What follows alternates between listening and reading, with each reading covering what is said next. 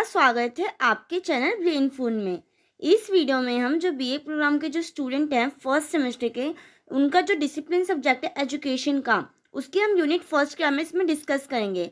मैं आपको पहले बता देती हूँ, अगर आपने ये वीडियो मेरी लास्ट तक देखी ना, तो आपको मैं आई स्वेयर मैं कह रही हूँ कि आपको इसमें कुछ भी कंफ्यूजन नहीं रहेगा कि हाँ आखिर में क्या होता है, क्या चीज़ है, इसके उद्देश्य क्या है। आपके माइंड में ऐसा ये बैठ जाएगा ना, जो मैं आपको बताऊंगी, जो मेरा एक्सप्लेन करने का तरीका है, वो आपके दिमाग में इस टाइप से बैठेगा ना कि आप एग्जाम में जब एग्जाम देने जाएंगे ना, तो वहाँ पे आप आराम से आपके माइंड में सारे के सारे पॉइंट ऑफ व्यू आएंगे। आपको कुछ याद करने की जरूरत नहीं पड़ेगी, बस आप इस वीडियो को एंड तक देखना, जिससे कि आपको एक तरीके से लिंक करने में ईजी हो। जैसे हम एक स्टोरी देखते हैं, उसी टाइप से ये ना आपको एक कहानी की तरह लगेगा। ऐसा नहीं लगेगा कि आप बर्डन लेके इसको पढ़ रहे हैं, कुछ भी ऐसा नहीं है। और मैंने इसमें बहुत अच्छे से इसको पॉइंट वाइज लिख भी रखा है, जिससे कि आपको ज़्यादा मतलब अच्छे से, मैंने इसको ना नोट्स वो कॉपी पे नहीं लिखा, इज़ा मैंने आपको इस टाइप से ये बना कर दिया ना कि थोड़ा सा ना अट्रैक्टिव लगता है और अच्छा भी लगता है काफ़ी ज़्यादा।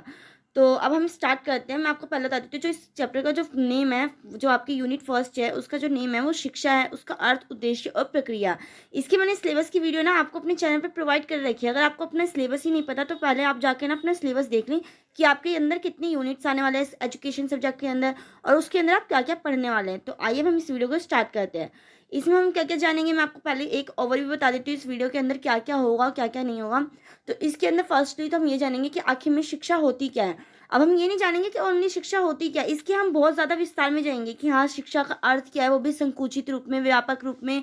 जो प्राचीन काल में शिक्षा का क्या अर्थ होता था, या फिर हमारे जो एक तरीके से वास्तविक मतलब क्या है हमारी शिक्षा का, इन सब के बारे में जानेंगे। फिर हम इसके बारे में इसके जानेंगे कि उद्देश्य क्या होता है, आखिर में जो शिक्षा है उसका क्या पर्पस होता है। अगर हम शिक्षा ग्रहण करते हैं, तो वो उससे हमारे क्या क्या मतलब उद्देश्य हमारे पूर्ण होते हैं, इन सब के बारे में जानेंगे। फिर हम देखेंगे शिक्षा के प्रकार क्या क्या होते हैं। तो आइए हम इस वीडियो को स्टार्ट करते हैं बिना टाइम वेस्ट किए। तो अब हम देखते हैं कि शिक्षा क्या है। तो आप अगर अच्छा आप देखें तो शिक्षा से आप क्या समझते हैं। कई बच्चे तो सिर्फ शिक्षा को ये सोचते हैं कि जो स्कूल में हम स्टडी करते हैं वही शिक्षा होती है, बट ऐसा नहीं होता। शिक्षा के अंदर बहुत चीज़ें आती हैं जिसको आपको अभी आप जानते भी नहीं हैं। आप जब से मतलब मान लीजिए आप जब से पैदा होते हैं ना, और जब तक अपनी मतलब जीवन सर्वाइव कर रहे होते हैं, जब तक आप लाइफ सर्वाइव कर रहे हैं, जब तक आप कुछ ना कुछ शिक्षा ग्रहण कर ही रहे होते हैं। अब वो कैसे, अब इस चैप्टर में हम जानेंगे। तो पहले तो आप देख लीजिए शिक्षा क्या है। एक नॉर्मली टर्म्स में बोलूँ तो शिक्षा सीखने की वह सिखाने की वह प्रक्रिया है ना, जो जीवन भर चलती रहती है। और शिक्षा का आशय जीवन में रहने वाली ऐसी प्रक्रिया से है जो मनुष्य को अनुभव द्वारा प्राप्त होते रहते हैं और उसके पथ प्रदर्शक बनते रहते हैं। जैसे कि मैंने आपको बताया, जो ये प्रक्रिया है आप बचपन से लेकर आपके बड़े तक चलती रहती है। वो कैसे चलती है, मैं आपको एग्जाम्पल देती हूँ। जब आप एक बच्चा मान लीजिए जन्म लेता है अपनी माँ की कोख से, जब बच्चा एक जन्म लेता है, तो वो उस टाइम पे उसको कुछ नहीं आता। आप देखते ना वो रोता रहता है, मतलब उसको कुछ इतना नहीं आता। बट जैसे जैसे आप देखेंगे, जैसे जैसे वो बड़ा होता रहता है, तो वो समाज में रह के बहुत सारी चीज़ें क्या करता है, ग्रहण करता है, बहुत सी शिक्षाएं ग्रहण करता है। बोलना, चलना, कूदना, हंसना, रोना, ये सारी की सारी उसके अंदर क्या होती रहती है। ये एक तरीके से शिक्षा का ही तो माध्यम हो गया ना। एक तरीके से हम वो चीज़ें क्या कर रहे हैं, वो सीख रहे हैं, और जो चीज़ हम सीखते हैं वही तो हमारी क्या है, शिक्षा है। तो इस टाइप से आप इसको लिंक कर सकते हैं। जैसे कि मैंने आपको बताया है कि जो ये प्रक्रिया है वो क्या है, सीखने के रूप में बचपन से ही चलती है और जीवन भर चलती रहती है। जब तक आप अपनी लाइफ को सर्वाइव कर रहे हैं, जब तक आप जिंदा हैं, तब तक ये प्रक्रिया क्या करती रहती है, चलती है। जैसे कि आपने एक डायलॉग भी सुन रखा होगा कि पढ़ने की कोई उम्र नहीं होती। आपने ये देख रखा है ना, हाँ, कि पढ़ने की कोई उम्र नहीं, हम किसी भी उम्र में और कभी भी पढ़ सकते हैं। तो यही चीज़ है।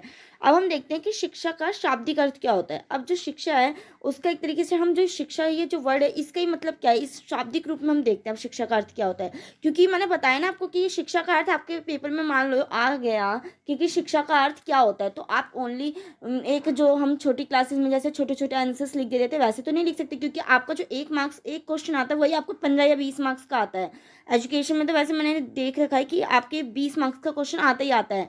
और अदर सब्जेक्ट हो गए आपके, पोल साइंस हो गए, हिस्ट्री हो गई, इसमें 15 मार्क्स का क्वेश्चन आता है। तो आपको इतना तो लॉन्ग आना चाहिए ना क्वेश्चन की, जितना आप इसको लिख सके, तो उतना आप पढ़ेंगे तभी तो आप लिख पाएंगे। बिना पढ़े तो कोई भी नहीं लिख पाएगा इतना अच्छे से। तो यही चीज़ है कि शिक्षा का शाब्दिक अर्थ क्या है। जो शिक्षा है ना, वो ये संस्कृत शब्द का मूल शब्द होता है, जिसका शाब्दिक अर्थ होता है ज्ञान अर्जन करना, मतलब ज्ञान को प्राप्त करना।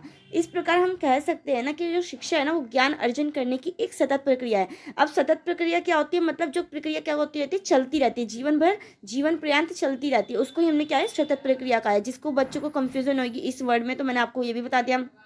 और साथ में अब हम इसके शाब्दिक अर्थ पे नोटिस करें तो इसका मतलब क्या होता है, जो शिक्षा को है ना अंग्रेजी में हम क्या कहते हैं, एजुकेशन कहते हैं।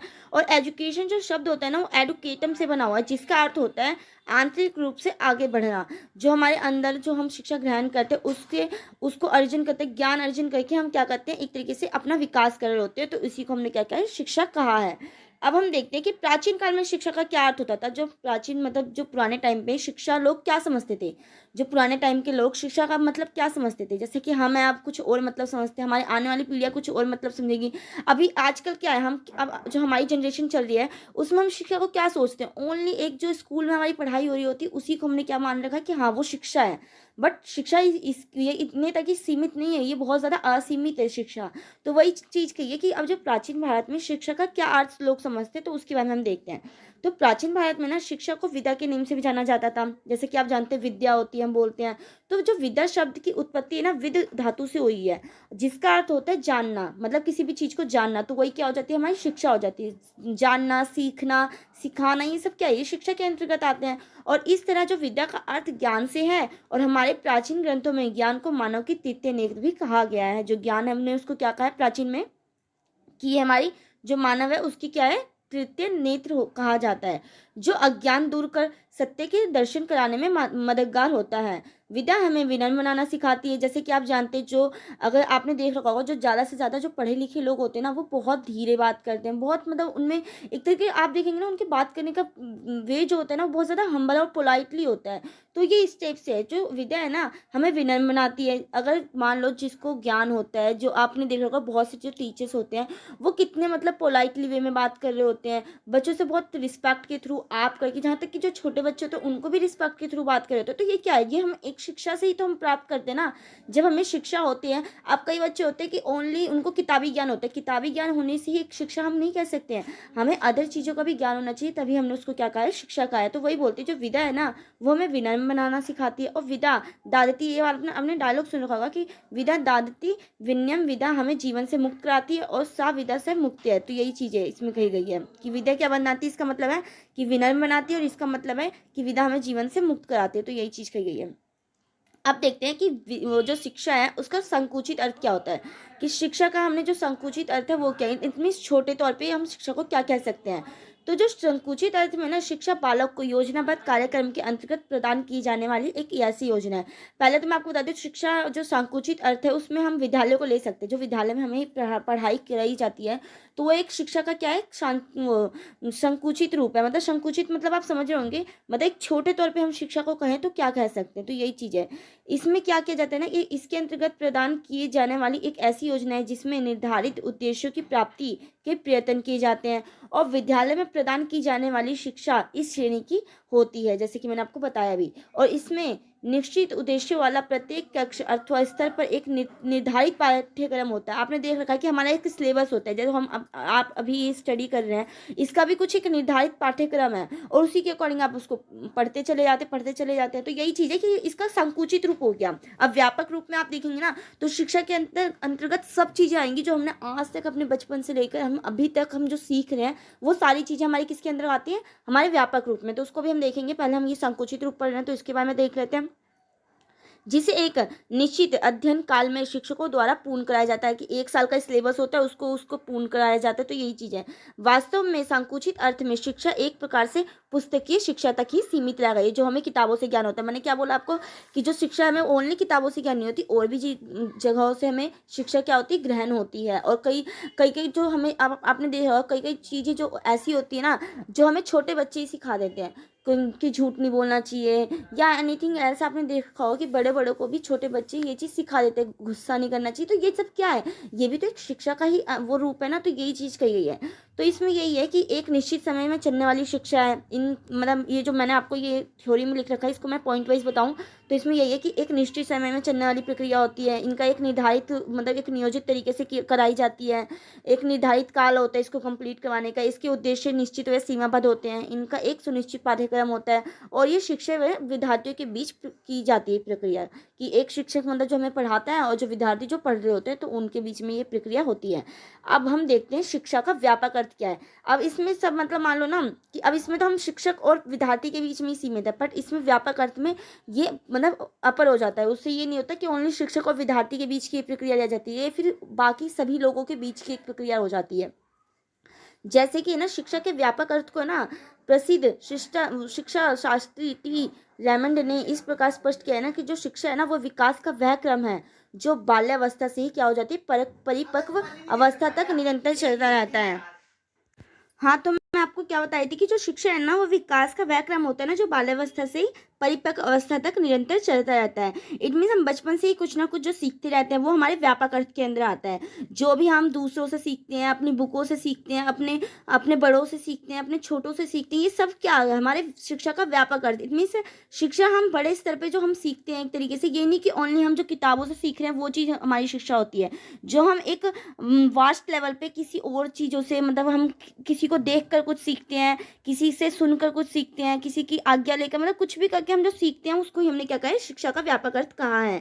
जो हमारी कब से चलती रहती है, हमारे बाल्यावस्था से ही परिपक्व अवस्था तक निरंतर चलती रहती है।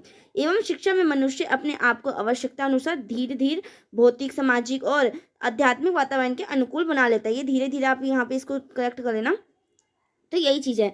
अब इसमें मैं आपको एक मतलब विद्यमान के थ्रू बताती हूँ कि इन्होंने क्या कहा है। इन्होंने कहा है ना कि इन्होंने डबलिन के शब्दों में ना शिक्षा के व्यापक अर्थ के अंतर्गत है ना वह सभी प्रभाव सम्मिलित होते हैं ना जो मानव को बाल्यावस्था से लेकर मृत्यु पर्यंत तक प्रभावित करते रहते हैं। जैसे कि मैंने आपको पहले ये चीज़ें बता दी हैं कि क्या है आखिर में जो शिक्षा को हमने क्या बोला है कि जो हमारे बाल्यावस्था से लेकर जब तक हम जीवन में अपने जी रहे हैं, मतलब जब तक हम इतनी डेथ नहीं हो जाती, जब तक हम जो भी सीखते हैं वो सब हमारी क्या है, जो हमें हमारे हमें वो करती है, प्रभावित करती है, वो सारी की सारी क्या है, वो हमारी शिक्षा के अंतर्गत ही आती है। अब इन शॉर्ट में पॉइंट में बता देती हूँ। यह शिक्षा का आजीवन चलती रहती है। जो हमारी व्यापक शिक्षा है, शिक्षा का जो व्यापक अर्थ है, ये हमारी क्या करती रहती है, शिक्षा आजीवन चलती रहती है। समय एवं स्थान की कोई बाध्यता नहीं थी। जैसे आपने संकुचित में देखा था, उसमें समय की बाध्यता होती है, कोई टाइम मैनेजमेंट होता है, एक साल में आपको ये सिलेबस कंप्लीट करवाना है या समथिंग कुछ भी। तो ये चीज़ है। और इसका पाठ्यक्रम बहुत ही व्यापक होता है। जो पाठ्य चर्चा है इसकी वो बहुत ज़्यादा मतलब वास्ट होती है। ऐसा नहीं होता कि छोटे लेवल पर आपने जो बुक्स में वो पढ़ लिया और हो गया। ये व्यापक का अर्थ यही है। तो आपको पता चल चुका जो शिक्षा है इसका व्यापक अर्थ क्या है। क्या है शिक्षा का व्यापक अर्थ, क्या है आपने ये जान लिया। शिक्षा का संकुचित अर्थ क्या है, और शिक्षा जो प्राचीन भारत में जो लोग थे वो शिक्षा को क्या अर्थ समझते थे वो चीज़ जानने में। अब हम देखते हैं कि आखिर में मेनली जो शिक्षा है आखिर में वो है क्या, वास्तविक उसका अर्थ क्या है। तो जो आप देखेंगे ना, और मैं आपको पहले बता देती हूँ, पेपर में अगर आपसे पूछ लेते हैं ना शिक्षा का अर्थ क्या है, तो आपको इसी टाइप से लिखना है। ये बहुत अच्छा रहेगा। आप जितना इसको इतने अच्छे से लिखेंगे ना पॉइंट वाइज, और जितना पॉइंट वाइज लिखते हैं ना टीचर, उतना ही उनके मतलब ऊपर ऊपर नजरें जब टीचर्स डालती है ना पेपर चेक करते टाइम, तो उनको वो पॉइंट हाईलाइट होता है। अगर आपने अंदर कुछ मान लो कुछ थोड़ा बहुत नहीं भी आता ना आपको, और आप लिख देते पॉइंट, सब पॉइंट्स जो अच्छे अच्छे, तो उससे भी मार्क्स गेन करना बहुत ज़्यादा मतलब ईजी हो जाता है, और अच्छे मार्क्स गेन करने की बहुत ज़्यादा पॉसिबिलिटीज़ होती है। तो यही चीज़ है कि शिक्षा का आप वास्तविक अर्थ आप इसको लिखेंगे। तो शिक्षा के वास्तविक अर्थ को ना समन्वित रूप से इस प्रकार व्यक्त किया जा सकता है ना, शिक्षा एक सामाजिक गतिशील प्रक्रिया है जो व्यक्ति के जन्मजात गुणों को विकसित कर के उसके व्यक्तित्व को क्या करती है, निखारती है। कि हमें जब हम शिक्षा ग्रहण कर लेते हैं तो ये हमारे क्या एक तरीके से जन्मजात जो हमारे गुण होते हैं, जो भी हम सीखते हैं, मतलब जो हमें क्या कहते हैं, जो हमें बचपन से अपने माता पिता से जो गुण प्राप्त होते हैं, तो उसको क्या करती है, हम शिक्षा के थ्रू उसको पॉलिश कर पाते हैं। अब मान लो किसी बच्चे को डांस का शौक है, बचपन में वो बहुत मतलब थोड़ा बहुत अच्छा डांस करता है, क्योंकि उसकी फैमिली मेम्बर्स में भी मतलब उसको एक तरीके से बाय बॉर्न उसको मिली हुई है गिफ्ट चीज़ें कि वो डांस बहुत अच्छा करता है। और शिक्षक अगर हमने उसको मान लो गाइड नहीं किया, हमने उसको डांसेस क्लासेस में नहीं डाला, उसको हमने कुछ अच्छे से मतलब वो नहीं किया, मार्गदर्शन नहीं दिया, तो वो क्या, वो डांस नहीं सीख पाता। बट अगर हमने उसको अच्छे से उस पर एफर्ट्स डाला, हमने उसको एजुकेशन दी, डांस किया, हमने उसको डांस क्लासेस में डाला, तो वो उसको क्या करती है, एक तरीके से उसको पॉलिश करती है। तो यही चीज़ कही गई है ना कि जो उसके व्यक्तित्व को क्या करती है, निखारती है एवं सामाजिक वातावरण के साथ सामंजस्य स्थापित करने के योग्य बनाती है। और ये सामाजिक तथा गतिशील प्रक्रिया व्यक्ति को इसके कर्तव्य का ज्ञान कराते हुए उनके विचार एवं व्यवहार में समाज के कल्याणकारी परिवर्तन लाती है। तो अब आपको पता चल चुका कि ये हमारे एक तरीके से हम जब इसके कर्तव्यों का ज्ञान क्या कराते हुए क्या करती है, एक तरीके से समाज के कल्याणकारी परिवर्तन लाती है। तो यही चीज़ कही गई है। अब आप जान चुके हैं कि शिक्षा का आखिर अर्थ क्या है। यहाँ तक हमने अभी तक क्या देखा, ओनली शिक्षा का अर्थ क्या है। अब हम देखते हैं कि शिक्षा की जो विभिन्न परिभाषाएँ दी हैं हमारे जो विद्वान हैं, जो हमारे मतलब जो अच्छे-अच्छे स्कॉलर्स होते हैं, उन्होंने क्या-क्या कहा है शिक्षा के बारे में, हम उसके बारे में जानते हैं। तो इससे पहले मैं आपको बता देती हूँ, अगर आपको अभी तक मेरा सब कुछ मतलब बताया हुआ समझ में आ रहा है, आपको जो भी चीज़ें थोड़ी कन्फ्यूज़न में है, आपकी जो बुक में आपको नहीं समझ में आता और अगर आपको मेरी इस वीडियो में समझ में आ रहा है, तो प्लीज़ इस वीडियो को लाइक ज़रूर करना, जिससे थोड़ा-सा मोटिवेशन मुझे भी मिलता है कि हाँ, मैं आपके लिए और ज़्यादा वीडियो लेकर आऊँ और अगर बच्चों को समझ में आता है, तो मुझे भी लगता है कि हाँ, मुझे और इसको ईज़ी पॉइंट में किस टाइप से मैं लिखूँगी कि बच्चों को और समझने में ईज़ी रहेगा। तो इसलिए आप इस वीडियो को ज़रूर लाइक करें, अगर आपको अच्छी बातें समझ में आ रही है सारी की सारी और कोई कन्फ्यूज़न नहीं है आपके माइंड में तो। अब हम देखते हैं कि शिक्षा की परिभाषा महात्मा गांधी ने क्या दी है। तो अब महात्मा गांधी ने कहा है ना कि जो शिक्षा है ना, शिक्षा से मेरा अभिप्राय है ना कि बालक और मनुष्य के शरीर, मन और आत्मा में निहित सर्वोत्तम शक्तियों के उद्घाटन, सॉरी प्रोनाउंसिएशन में थोड़ी वो हो गई। तो यही चीज़ है कि उन्होंने कहा है ना कि जो बालक है, जो मनुष्य है, उसके अंतर्गत जितने भी मतलब जो सर्वोत्तम शक्तियाँ होती हैं, उसका एक तरीके से उद्धार करना, उसको निखारना, यही क्या है, हमारी शिक्षा है। उन्होंने यही कहा है महात्मा गांधी ने। नेक्स्ट आपका रविन्द्रनाथ टैगोर। तो रविन्द्रनाथ टैगोर ने कहा है ना कि जो शिक्षा का आशय है ना, मस्तिष्क को उस योग्य बनाना है ना कि वह चिरंतन सत्य को पहचान कर सके और इसके साथ एक रूप हो सके और उसे अभिव्यक्त कर सके। अपनी बातों को भी अभिव्यक्त करना, जब हमें शिक्षा रहती है, हमें किसी चीज़ का ज्ञान रहता है, तभी तो हम कुछ बोल पाते हैं, समाज में 10 लोगों के सामने हम खड़े हो पाते हैं। यही चीज़ तो ये शिक्षा का इसने यही अर्थ बताया कि मस्तिष्क को इस योग्य बनाना ना कि वह चिरंतन सत्य को क्या कर सके, पहचान भी सके और जो दूसरों के सामने क्या कर सके, अभिव्यक्त भी कर सके। तो इसको हमने शिक्षा का, रविन्द्रनाथ टैगोर ने, सॉरी। और नेक्स्ट आपका अरस्तू। ये सब बहुत ज़्यादा मतलब मेन है, तो मैंने इसलिए इनको लिया है। अब शिक्षा का अर्थ इन्होंने बताया ना कि शरीर स्वस्थ में स्वस्थ मन का निर्माण होता है। जैसे कि आप जानते हैं कि स्वस्थ शरीर में स्वस्थ मन का क्या होता है, निर्माण होता है। जब आपका शरीर स्वस्थ रहेगा तभी आपका एक तरीके से आप कुछ सीखने के काबिल रहते हैं। अगर आप देखेंगे, अगर आपकी तबीयत एक दिन खराब होती है, तो आप है ना उस दिन कुछ आपका पढ़ने का मन नहीं करता, बस लगता है कि हाँ सोए रहो और कुछ करने का कुछ ज़्यादा मन नहीं करता। क्यों नहीं करता? क्योंकि हमारा जो वो शरीर है वही नहीं रहता सही से। और जब आप अगर मान लो आप फ्रेश फील कर रहे हो, तो आपको हर चीज़ें सीखने, सिखाने, सब कुछ गेन करने का मन करता है कि हाँ मैं ये भी देख लूँ, मैं वो भी कर लूँ, मैं ये भी कर लूँ। तो ये कहा है ना अरस्तु ने कि जो वो है ना शिक्षा है, वो हमारे एक तरीके से स्वस्थ मन का शरीर, मतलब जो हम वो है स्वस्थ शरीर में ही स्वस्थ मन का क्या होता है, निर्माण होता है। नेक्स्ट है आपका स्वामी विवेकानंद। अब स्वामी विवेकानंद ने क्या कहा है शिक्षा के बारे में? तो मनुष्य में निहित परिपूर्णता का उद्घाटन करना ही क्या है, शिक्षा है। और मनुष्य के भीतर ही कि ज्ञान, बाहर से कोई ज्ञान नहीं दिया जा सकता। इट मीन्स जो ज्ञान है वो हमारे मनुष्य के भीतर ही छुपा रहता है। ऐसा नहीं है कि हम कहीं और से एक तरीके से ज्ञान प्राप्त करते हैं। इन्होंने इस टाइप से कहा है कि एक तरीके से जो मनुष्य होता है ना, उसके अंतर्निहित अगर हम देखेंगे ना, अगर आप कभी माइंड, जैसे मेडिटेशन होता है, मेडिटेशन हम करते हैं, तो उससे हमारे अंदर बहुत सारे पॉजिटिव थॉट्स आते हैं, बहुत ज़्यादा हम अच्छी अच्छी बातें वो करते हैं, सोचते हैं। आप कभी देखना, मेडिटेशन इसलिए बहुत ज़्यादा फायदेमंद भी होती है लोगों के लिए। जो लोग मतलब मेडिटेशन करते हैं, उनका माइंड देखना कभी भी बहुत ज़्यादा शांत स्वभाव और मतलब बहुत शांत स्वभाव के लोग होते हैं वो, और बहुत मतलब प्यार से बात करना, उनका हर एक चीज़ इस टाइप का वे होता है। तो वो क्या करते हैं, वो एक तरीके से जो उनके अंदर जो ज्ञान होता है ना, वो उसको ही नहीं हारते। अगर आपने देखा होगा, कभी आप गुस्सा मम्मी पे ऊपर ज़्यादा कर देते हो, कभी मान लो कभी आप चिल्ला देते हो अपनी मम्मी के ऊपर, फिर उसके बाद आपको थोड़ा सा गिल्टी होता है कि हाँ यार मैंने गलत बोला, गलत ये करा। तो ये आपकी क्या, ये अंतर्निहित ही तो भावना है ना कि आप इसके बारे में ऐसा सोच रहे हैं, तो ये हमारे अंदर का ही तो ज्ञान है। तो ये चीज़ इन्होंने कही है, जो स्वामी विवेकानंद है। नेक्स्ट है आपका प्लेटो, सॉरी। प्लेटो ने कहा है ना कि प्रत्येक बालक की प्राकृतिक शक्तियों, क्षमताओं और योग्यताओं के स्वतः और स्वाभाविक विकास का नाम ही क्या है, शिक्षा है। जो स्वतः ही क्या होती है, एक तरीके से उसका विकास होता है, उसको इन्होंने शिक्षा कहा है प्लेटो के अनुसार। अब आपने देख लिया कि जो विभिन्न विद्वान है उनके थ्रू क्या क्या कहा गया है शिक्षा की परिभाषा।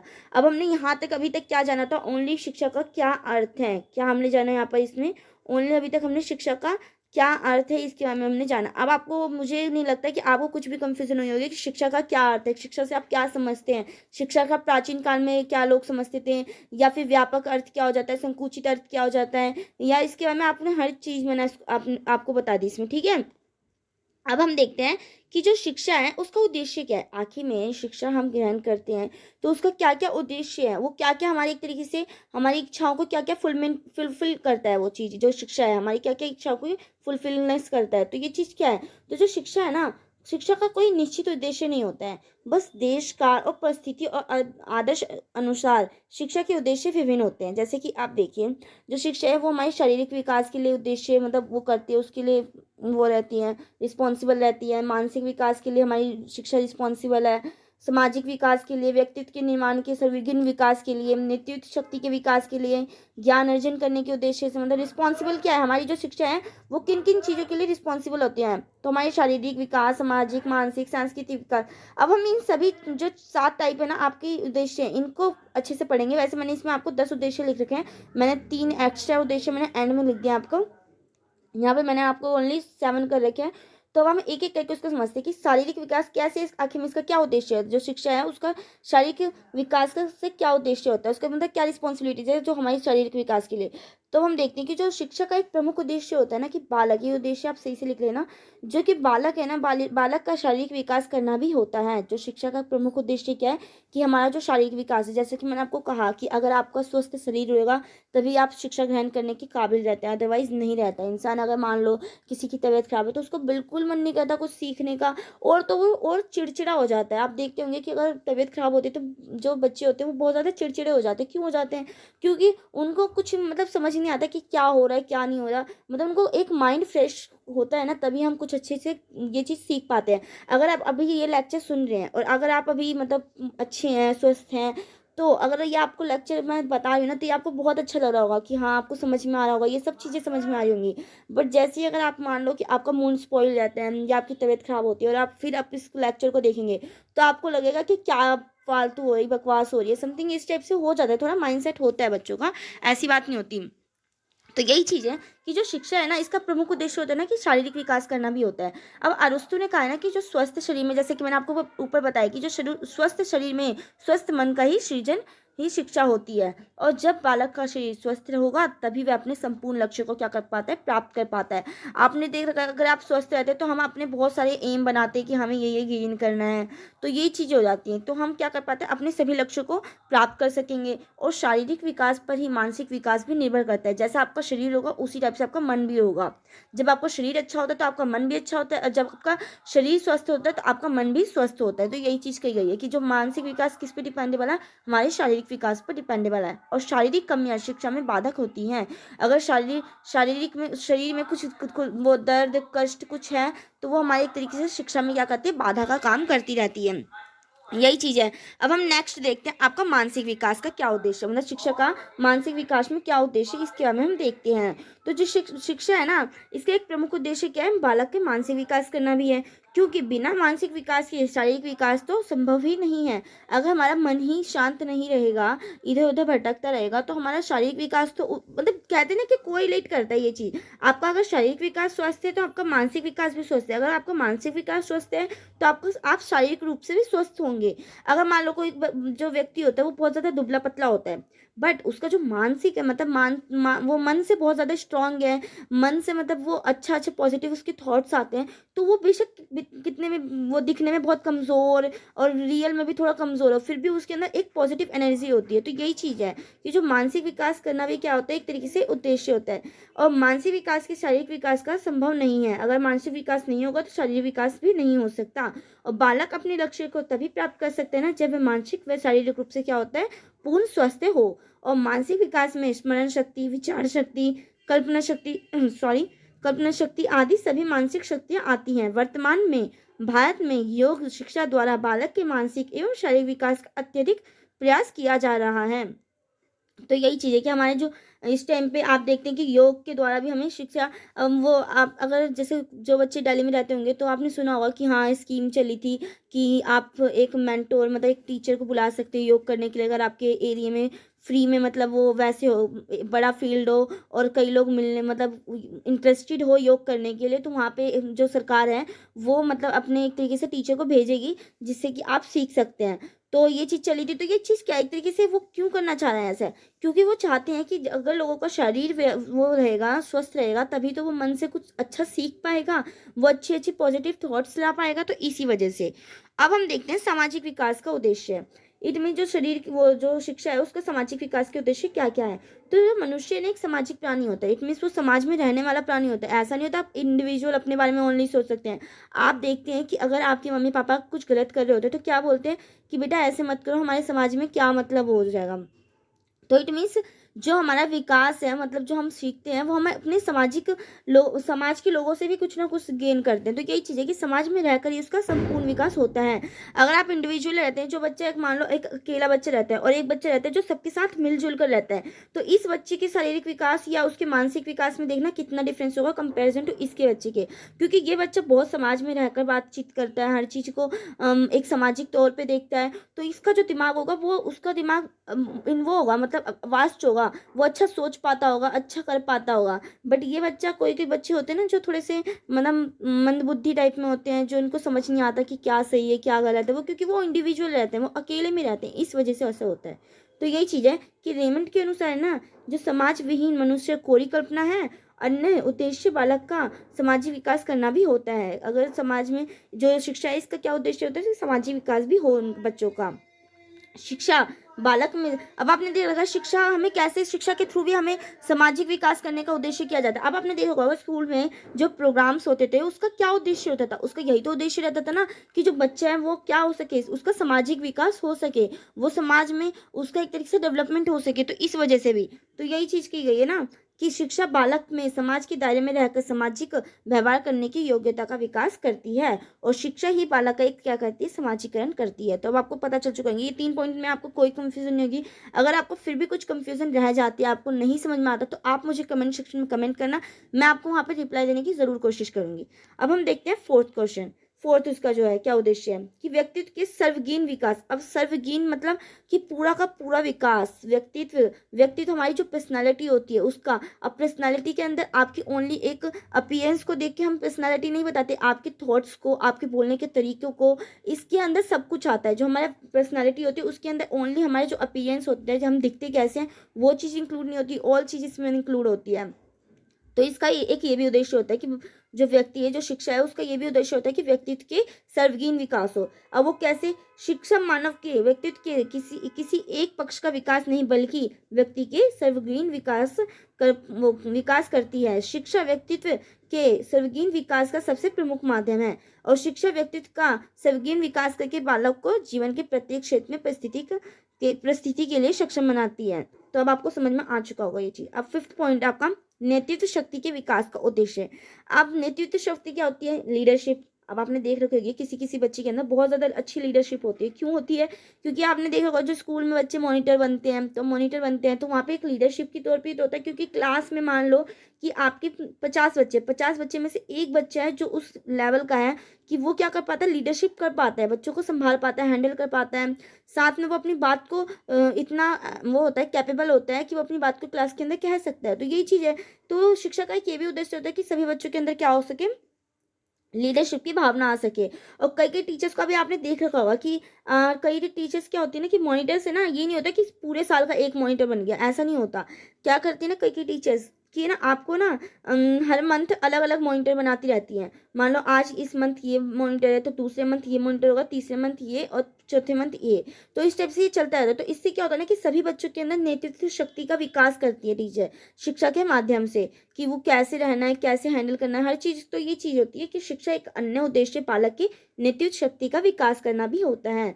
और नेतृत्व शक्ति के विकास होने पर बालक अपने लक्ष्यों की प्राप्ति कर सकता है। अगर उसके अंदर नेतृत्व जो मेंटर मतलब वो होगी, लीडरशिप होगी, तभी वो क्या कर पाता है, एक तरीके से अपने लक्ष्यों की प्राप्ति कर सकता है। आज जीवन के प्रत्येक क्षेत्र में कुशल नेतृत्व की आवश्यकता होती है। चाहे आप कहीं पे भी देख लीजिए, आप किसी भी जॉब में कहीं पे भी चले जाओ, आपको लीडरशिप आनी चाहिए। इट मीन्स लीडरशिप का ये मतलब नहीं होता कि किसी के ऊपर अपनी मतलब दादागिरी करना, या इसका मतलब ये नहीं है। आपको इट मीन्स अपनी बातों को आप प्रेजेंट अच्छे से कर पा रहे हैं, अपनी बातों को आप किसी को व्यक्त कर पा रहे हैं, किसी की बातों को सुन पा रहे हैं, ये सभी होता है। इसके अंदर ये सारे गुण आते हैं। अब एक मॉनिटर क्लास का जो होता है वो ये तो नहीं होता ना कि सिर्फ ओनली अपने इंस्ट्रक्शंस देता रहता है क्लास के अंदर, वो बच्चों की प्रॉब्लम्स को भी सुनती है। वो अपने बच्चों की मतलब जो भी उनके आसपास क्या क्या दिक्कतें हैं, क्या उनको चाहिए, क्या नीड है, उनको क्या एक्सपेक्टेशन है, वो सब उनको फुलफिलमेंट करके देती है। तो यही चीज़ का यही है कि आज जीवन के प्रत्येक क्षेत्र में क्या है, कुशल नेतृत्व की आवश्यकता होती है, जिसकी पूर्ति शिक्षा द्वारा ही क्या होती है, संभव की जा सकती है।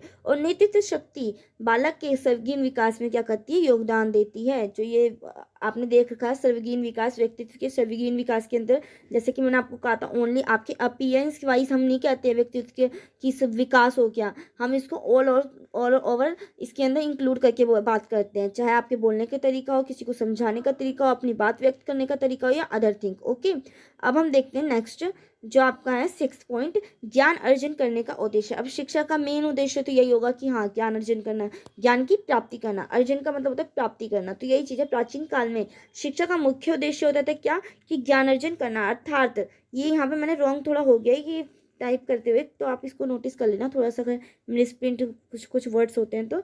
और ज्ञान के लिए ज्ञान का प्राप्त करना था, अर्थात ज्ञान प्राप्त करना और प्राप्त ज्ञान को दूसरों तक प्रदान करना मात्र, तो ये चीज़ है। अगर आपने जैसे कि आपने स्टार्टिंग में मैंने आपको जब शिक्षा का अर्थ बताया था, अगर आप ऊपर जाकर देखेंगे फर्स्ट स्टार्टिंग से, तो आपने यहाँ पे देखा होगा, मैं आपको दिखाई देती हूँ। आपने यहाँ पे देखा कि मैंने शिक्षा का यहाँ पे क्या मतलब आपको स्टार्टिंग में बताया। शिक्षा का मतलब मैंने यही बताया था आपको कि शिक्षा क्या है, सीखने और सिखाने की प्रक्रिया है। तो यहाँ पे भी तो वही चीज़ कही गई है ना, ज्ञान अर्जन करने वाले जो पॉइंट है आपका, इसके अंदर भी यही चीज़ कही गई है कि क्या है कि जो प्राचीन काल में जो शिक्षा का अर्थ क्या होता था कि एक तो प्राप्त ज्ञान करना भी और ज्ञान दूसरों को ज्ञान प्रदान करवाना। और मात्र ज्ञान प्राप्त करने से ही शिक्षा के सभी उद्देश्यों की पूर्ति नहीं हो जाती, क्योंकि ज्ञान प्राप्ति के बाद भी सत्यता वास्तविकता का ज्ञान हो जाता है। ज्ञान अर्जित होने के बाद व्यक्ति स्वयं ही अपने उद्देश्य और लक्ष्य की प्राप्ति कर सकता है। क्योंकि जैसे आप जानते हैं कि अब टीचर हैं, कोई भी टीचर आपको पढ़ाएगा ही, ओनली ये नहीं कि आपको पेपर में वो क्वालिफाई करवा देगा। आपका काम है पढ़ने का, आपका काम है अपने आप को इतना इम्प्रूवमेंट करने का कि आप पेपर में जाके बहुत अच्छा करके आएँ, लिख के आएँ। टीचर का काम होता है उसने पढ़ा दिया एक बार और आपने उसको समझ लिया, और उसको समझना ऐसा है कि आप उसको इम्प्लीमेंट करके आ पाएँ पेपर में, ऐसा नहीं कि आपको कुछ ना समझ में आए। तो यही चीज़ की गई ना कि ज्ञान अर्जित होने के बाद भी व्यक्ति स्वयं ही अपने उद्देश्यों की क्या करते हैं, लक्ष्यों की प्राप्ति करता है। आपको स्वयं अपने आप ही कोई ना कोई कदम उठाना पड़ता है, तभी आप अपने लक्ष्यों की क्या कर पाते हैं, प्राप्ति कर पाते हैं। नेक्स्ट है आपका सांस्कृतिक विकास का उद्देश्य। आप सांस्कृतिक विकास कैसे करवाते हैं जो शिक्षा है, तो इसमें आपने देख रखा है कि स्कूल में आपके कितने सारे कल्चरल एक्टिविटीज़ होती रहती हैं। आपने देख रखा होगा कि नाटक प्रोग्राम होते रहते हैं, तो उसमें हर कल्चर का वो करते हैं। कोई राजस्थानी कार्यक्रम होता है, कोई पंजाबी कार्यक्रम होता है, मतलब इस टाइप से आपके बहुत सारे वो होते हैं। तो ये क्या करते हैं, जो शिक्षा होती है वो हमारे सांस्कृतिक विकास को भी बढ़ावा देती है। ऐसा नहीं होता कि वो एक तरीके से नहीं देती, वो हमारे सांस्कृतिक विकास का भी क्या करते हैं, हमारे अंदर सांस्कृतिक विकास भी उत्पन्न करती है। अब शिक्षा संस्कृति का विकास करती है, क्योंकि शिक्षा के माध्यम से ही समाज अपनी संस्कृति को सुरक्षित रखता है और उसे एक पीढ़ी से दूसरी पीढ़ी में क्या करता है, संक्रमित करता है और उसमें परिवर्तन और विकास करता है। इस प्रकार शिक्षा का एक उद्देश्य क्या है, सांस्कृतिक विकास करना भी है। अब आपको ये चीज़ समझ में आ गई। अब मैंने 8 और 9 पॉइंट और 10th पॉइंट आपको एक्सप्लेन नहीं करेगा, बट मैं आपको इसका मतलब यहाँ पे बता देती हूँ किस टाइप से करता है। अब जीविका उपार्जन करने का उद्देश्य, मतलब जीविका अपनी चलाने का उद्देश्य। अब जो शिक्षा है वो हमें इस लायक भी तो बनाती है ना कि जो हमारी जो जीवन की जो बेसिक नीड्स हैं, रोटी कपड़ा मकान, इसको हम प्राप्त कर सकें। तो यही चीज़ है कि जो इसका उद्देश्य क्या होता है, हमारी जीव को ऊपर या प्रोनाउंसिएशन में रॉन्ग हो जा रही है थोड़ी सी, आप अंडरस्टैंडिंग हो जाना कि जीविका उपार्जन करने का उद्देश्य है। तो मतलब अपनी जो हमारी जो बेसिक नीड्स होती है हम उसको पूरा कर पाएँ, ये भी हमारी शिक्षा का क्या होता है, एक उद्देश्य होता है। नेक्स्ट है आपका अवकाश काल के सदुपयोग का उद्देश्य है। अब शिक्षा क्या है, शिक्षा का एक ये भी मोटिव रहता है ना कि जब हमारा मतलब छुट्टियां पड़ती हैं तो हमारे अंदर ऐसे विचार, ऐसे थॉट्स लाएं जिससे कि हमारा जो छुट्टी का दिन होता है उसको भी हम क्या कर सकते, सदुपयोग कर सकते हैं, उसका भी हम यूज़फुल कर सकते हैं, उसको भी हम यूज़ कर सकें अच्छे से। ये नहीं कि वो पूरा दिन हमारा सोने में चला गया और हमने वेस्ट कर दिया। अब आपने देख रखा होगा कई बच्चे होते हैं ना कि उनको है ना छुट्टी जब पड़ती है ना तो उनको पेंटिंग करने का शौक होता है, तो वो बच्चे पेंटिंग करने लग जाते हैं। तो ये भी क्या है, एक तरीके से ये शिक्षा के माध्यम से ही हो पाता है, क्योंकि हम अपने मतलब हम आसपास देखते हैं कि हाँ हमें कैसे अपने टाइम का यूटिलाइज करना चाहिए, तो उसी से हम ये सब चीज़ें सीखते हैं। तो यही चीज़ है। नेक्स्ट है आपका जीवन को संपूर्णता प्रदान कराने का उद्देश्य है। इट मीन्स जो जीवन है उसको एक तरीके से फुलफिल करता है, जो शिक्षा है उसको क्या करती है, फुलफिल करती है। जो भी हमारे जीवन में जो भी कमी, जो भी हम स्टार्टिंग से हम एक तरीके से अपने जीवन बचपन से जो सीखते आ रहे हैं वो हमारी शिक्षा ही तो होती है। तो यही चीज़ कही गई है इसके अंदर।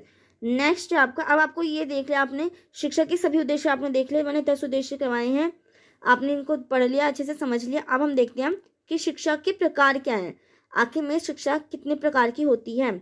अब शिक्षा आपको, जैसे कि मैंने आपको ऊपर 3 वो बताए थे, मतलब इसका अर्थ बताया था, तो उसमें भी आप देखेंगे तो मैंने प्राचीन काल में लोग क्या सोचते थे शिक्षा के बारे में, संकुचित अर्थ क्या होता है शिक्षा का, व्यापक अर्थ क्या होता है शिक्षा का, और एक वास्तविक अर्थ क्या होता है शिक्षा का, या शाब्दिक अर्थ। तो अब इसमें देखते हैं जो शिक्षा है उसके क्या प्रकार है। आखिर में व्यवस्था की दृष्टि से ना शिक्षा को 3 रूप में बांटा गया। एक औपचारिक, जिसे हम इंग्लिश में फॉर्मल कहते हैं, आपने फॉर्मल लेटर इन सब के बारे में पढ़ रखा होगा। औपचारिक लेटर हिंदी में आपने पढ़ रखा होगा। निरौपचारिक और एक अनौपचारिक, जिसे हम इनफॉर्मल कहते हैं। तो यही चीजें हैं। अब हम देखते हैं इसके अंदर कैसे, मतलब शिक्षा के प्रकार में किस टाइप से है। औपचारिक शिक्षा क्या होती है? ये वह शिक्षा होती है ना जो विद्यालयों, महाविद्यालयों और विश्वविद्यालयों में दी जाती है। जैसे कि हम आजकल जो आप पढ़ाई कर रहे हैं, यूनिवर्सिटीज में हो गई, महाविद्यालय हो गए हमारे, या हमारे जो विद्यालय हो गए, जो हमें शिक्षा दी जाती है वो कैसी होती है? औपचारिक शिक्षा होती है। मतलब फॉर्मल वे में आपको पढ़ाया जाता है, कोई टाइम मैनेजमेंट होता है, 1 साल का मतलब आपका एक तरीके से टॉपिक होता है, क्या क्या आपको पढ़ना है, क्या क्या नहीं पढ़ना, इन सब चीज़ों का एक मैनेजमेंट होता है। तो यही चीज़ होती है हमारी जो औपचारिक शिक्षा होती है, जो औपचारिक तौर पे दी जाती है आपको। औपचारिक शिक्षा कही जाती है, इसके उद्देश्य क्या है? उद्देश्य पाठ्य चर्चा और शिक्षण विधियां सभी निहित निश्चित होते हैं, और ये योजनाबद्ध होती है, जैसे कि मैंने आपको बताया भी। अगर आप संकुचित, जो शिक्षा का संकुचित अर्थ है उसको इससे कोरिलेट करना चाहें तो आसानी से आप कर सकते हैं। जो संकुचित अर्थ मैंने इसमें पढ़ाया था शिक्षा का, उस ये सेम वही है, मतलब मान लीजिए जो औपचारिक शिक्षा है आपकी। अब हम देखते हैं अनौपचारिक शिक्षा। अब अनौपचारिक शिक्षा क्या होती है? ये वह शिक्षा है ना जिसकी योजना नहीं बनाई जाती, ना ही निश्चित उद्देश्य होता है, और ना ही कोई पाठ्य चर्चा होती है, ना ही शिक्षण विधियां होती हैं, और ये आकस्मिक, मतलब अचानक रूप से ही सदैव चलती रहती है। अब जैसे कि मैंने आपको बताया ही कि जो आप बचपन से सीखते आ रहे हैं ये सब क्या है, ये आपकी एक अनौपचारिक शिक्षा ही तो हो जाती है। क्योंकि इसमें ना तो आपको कोई एक तरीके से टाइम मैनेजमेंट होता, ना कोई पाठ्य चर्चा होती है, ना ही कुछ होता है। आपको सीधे ही, मतलब कभी भी ये कहीं पे भी प्राप्त हो सकती है। इस प्रकार की शिक्षा मनुष्य के जीवन भर चलती रहती है, जैसे कि मैंने आपको बोला भी। और परिवार समुदायों में रहकर हम जो सीखते हैं उसमें यह सब सब जो समाज में हमें सिखाना चाहता है, ये सब किस में आते हैं? हमारे अनौपचारिक शिक्षा में आते हैं, जो हम समाज में रहकर सीखते हैं, या हमें जो समाज में हम रहकर जो हमें समाज सिखाता है कि हाँ हमें अपने समाज में इस टाइप से रहना चाहिए। मम्मी पापा जो हमें बताते हैं, जो बड़ों से ऐसे आदर सम्मान से बात करनी चाहिए, तो ये सब क्या है? ये हमारी अनौपचारिक शिक्षा के अंतर्गत आती है। और जो औपचारिक हो जाती है वो हमारी क्या हो जाती है? फॉर्मल, जो हमारी एक तरीके से बस पाठ्यक्रम तक ही और किताबी ज्ञान तक ही सीमित रहती है। नेक्स्ट है आपका निरौपचारिक शिक्षा। अब निरौपचारिक शिक्षा क्या है? इस शिक्षा का उद्देश्य होता है ना पाठ्य चर्चा, शिक्षण विधियां प्राय निश्चित होते हैं, परंतु औपचारिक शिक्षा की भांति कठोर नहीं होते हैं। जो हमारी औपचारिक, मतलब इसमें भी कुछ ना कुछ टाइम मैनेजमेंट होता है, पाठ्य चर्चा होती है, मतलब इतना आपको पढ़ना है, इतना मैनेजमेंट होती है। बट इसमें ये नहीं कि जो औपचारिक शिक्षा होती है, जो स्कूल में हमारी स्टडीज होती हैं उसकी तरह क्या होती है? हार्ड होती है, ऐसा नहीं होता। ये मतलब एक तरीके से फ्लेक्सिबल होती है, और ये शिक्षा लचीली होती है। इसका उद्देश्य प्राय सामान्य शिक्षा का विचार और सतत शिक्षा की व्यवस्था करना होता है, कि शिक्षा की तरह से जो हमारी नॉर्मल जो हमारी शिक्षा है उसका क्या करना? प्रसार प्रचार करना, और सतत शिक्षा की व्यवस्था करना होता है, जो हम जीवन भर चलती रहे ऐसी शिक्षा का एक तरीके से व्यवस्था करना होता है। इस पाठ्य चर्चा को सीखने वालों की आवश्यकता को ध्यान में रखकर निश्चित की जाती है, और समय व स्थान भी सीखने वालों की सुविधा के अनुसार में ध्यान में रखकर रखा जाता है। अब इसमें जैसे आपने देख रखा होगा कि कई कई मोहल्लों में भी ना, मतलब वैसे जिस एरिया में आप रहते हैं उस एरिया में कई कई वैसे गवर्नमेंट की जो एम्प्लॉयर्स होते हैं वो चलते रहते हैं, और कुछ कुछ मतलब 20-25 बच्चों को इकट्ठा करके और वहाँ पे उनको कुछ समझाया जाता है। तो ये सब क्या वो निरौपचारिक शिक्षा के अंतर्गत आता है? अगर आपने देख रखा होगा तो आपको पता चल जाएगा, आसानी से आप कोरिलेट कर पाएंगे उससे। तो यही चीज़ है कि समय व स्थान भी सीखने की सुविधा के अनुसार ही, मतलब ध्यान में रखकर उसको निश्चित किया जाता है। और ये शिक्षा व्यक्ति की शिक्षा को क्या करती है? निरंतरता प्रदान करने का कार्य करती है। इसमें आपने जैसे कि मैंने ना आपको बताया भी कि ये जो शिक्षा होती है, आपने देख रखा होगा जो आपके एरिया में जो आते हैं, जो मतलब वो करने के लिए गवर्नमेंट के एम्प्लॉयर्स होते हैं वो आते हैं, तो उसमें क्या क्या है? उसमें बूढ़े लोग भी पार्टिसिपेट करते हैं, छोटे बच्चों के भी कभी कभी वो लेकर जाते हैं, मतलब छोटे छोटे बच्चों को इकट्ठा करके वहाँ पे उनको कुछ सिखाने की कोशिश की जाती है। या फिर जैसे जो 20-21 साल के जो बच्चे होते हैं उनके लिए भी एक अलग से आते हैं। तो ये सब क्या है? इसके अंतर्गत यही आता है। तो ये एक तरीके से ना यही चीज़ है ना हमारी किसके अंतर्गत आती है? निरौपचारिक शिक्षा के अंतर्गत आती है।